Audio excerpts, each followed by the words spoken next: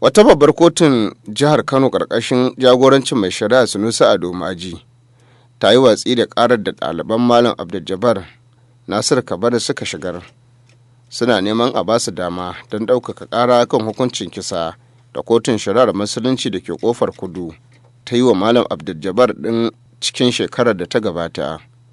Idan za a iya tunawa dai, wata ƙungiyar ɗaliban Malam Abdul daga jihar Bauchi ƙarƙashin jagorancin Malam Musa Sani Turaki Fali su ne suka nemi kotun ta ba shi damar ɗaukaka ƙara kan hukuncin da kotun shari'ar musulunci da ke zaman ta ƙofar kudu ta yanke. Kotun da ya ƙarƙashin jagorancin mai shari'a Abdullahi Sarkiyola ta ce ta sami Abdul da laifin yin kalaman da basu dace ba a kan manzon Allah sallallahu alaihi wasallam, a saboda haka ne kotun ta ce ta yanke masa hukuncin kisa. To sai dai kotun ta ce ta kori ƙarar ne a sakamakon gaza gabatar mata da gamsassun hujjoji da ɓangaren masu ƙara suka yi, wanda zai sanya ta sahale musu ɗaukaka ƙara a madadin malamin.